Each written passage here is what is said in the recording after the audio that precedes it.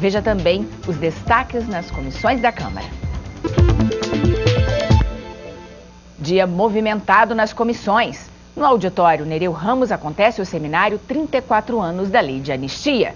O evento é promovido pela Comissão Especial das Leis de Anistia aqui da Câmara e pela Comissão de Direitos Humanos e Legislação Participativa do Senado Federal. A repórter Carolina Nogueira acompanha o seminário. Bom dia, Carolina.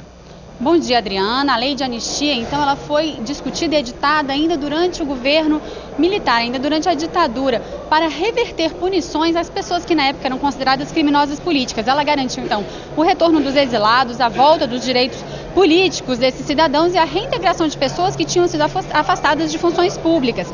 Mas ela é polêmica, porque anistiou também os crimes cometidos por agentes públicos contra justamente essas pessoas consideradas criminosas políticas. Desde então, há muito tempo já, existe um projeto de lei aqui na Câmara que tenta reverter e alterar essa lei de anistia. É sobre isso que a gente vai conversar com a deputada Luísa Erundina, que é autora desse projeto de lei. Deputada, o Supremo Tribunal Federal já confirmou a constitucionalidade da lei de anistia em 2010, mas a Corte Interamericana de Direitos Humanos da Organização dos Estados Americanos cobra uma reversão dessa lei. É possível rediscutir essa lei mesmo depois desse posicionamento do Supremo Tribunal Federal?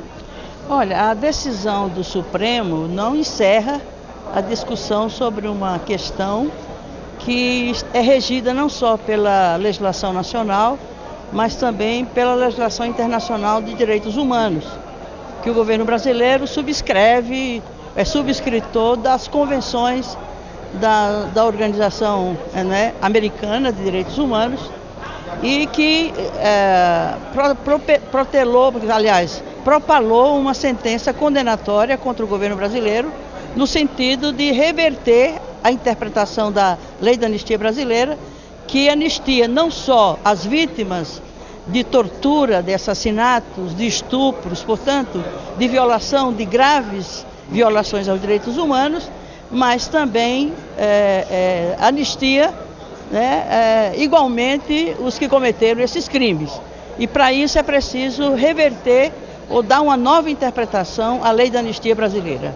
O Brasil, aparentemente, de acordo com essa sentença da Corte Interamericana, é um dos poucos países, ou talvez o único país da América Latina, da América do Sul, que ainda não reviu essa questão. Com certeza. E se não se fizer essa mudança na lei, no artigo 4º dela, não é a mudança, é dar uma nova interpretação, os crimes que a Comissão Nacional da Verdade vier a identificar e a comprovar os responsáveis por eles, crimes de tortura, que são imprescritíveis, crimes de assassinatos mesmo, com o cadáver encontrado ou não, estupros, são crimes imprescritíveis que não são passíveis de anistia nem de perdão. Então é preciso, portanto, rever essa legislação para que os resultados da Comissão Nacional da Verdade tenham efetivo resultado, ou seja, a punição, o julgamento e punição dos efetivamente responsáveis, direta ou indiretamente, por esses crimes de lesa humanidade, reconhecido nesses termos pela Corte Interamericana de Direitos Humanos. Deputado, tudo isso aconteceu há cerca de 30 anos, ou até mais do que isso. Há quem diga que é um assunto que ficou no passado. Por que é importante para o futuro do país que isso seja rediscutido? Olha, todos os países que passaram por regimes ditatoriais tiveram suas leis de anistia e ainda continuam. A Argentina continua ainda, o Chile, Uruguai, Paraguai, continuam ainda buscando a verdade dos responsáveis sobre esses crimes, processando e punindo os responsáveis por eles. O Brasil ainda continua sem passar limpo essa história, e se não se fizer isso, nós corremos o risco de um outro tempo aqueles crimes voltarem a acontecer. Já está acontecendo nas delegacias de polícia, na violência urbana. Esses crimes de tortura, de assassinatos, de violação de direitos humanos ocorrem. Por quê? Porque no Brasil existe uma impunidade pelos criminosos que cometeram esses crimes, sobretudo na época da ditadura militar. Então, a nossa comissão aqui na Câmara, que vem exatamente contribuindo com a Comissão Nacional da Verdade na busca da verdade sobre esses crimes, e nós queremos ir além de simplesmente denunciar a responsabilidade por esses crimes, mas mais que isso, fazer justiça àqueles que ainda hoje esperam, né, por justiça, que são os sobreviventes, aqueles que ainda estão vivos, os familiares dele e a sociedade, porque a democracia só se consolidará e a história brasileira só terá passado a limpo aquele triste capítulo da sua história quando houver a apuração desses crimes, a punição dos responsáveis por eles, e para isso é preciso rever os termos do artigo 1º, parágrafo único da Lei da Anistia. Deputada, mudando de assunto, sobre a questão da vinda do embaixador boliviano aqui para o Brasil, que repercutiu e continua repercutindo. A senhora está acompanhando esse caso?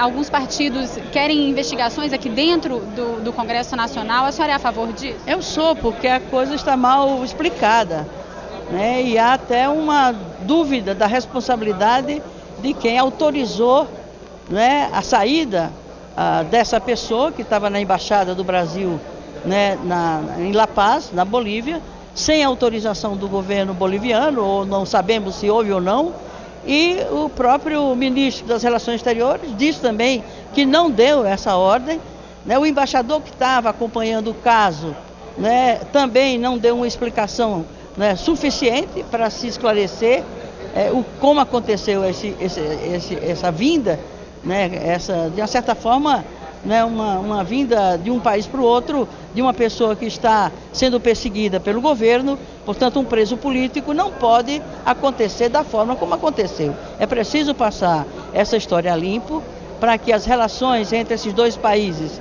né, se normalizem, porque sem isso fica a enorme dúvida e a preocupação, como é que estão se dando as relações nos termos da legislação internacional, do ponto de vista de casos semelhantes a esses, do senador que veio para o Brasil, segundo a embaixada, segundo o Ministério das Relações Exteriores, sem autorização do Ministério, e também, segundo dizem, sem autorização do governo boliviano. Isso tem que ser esclarecido.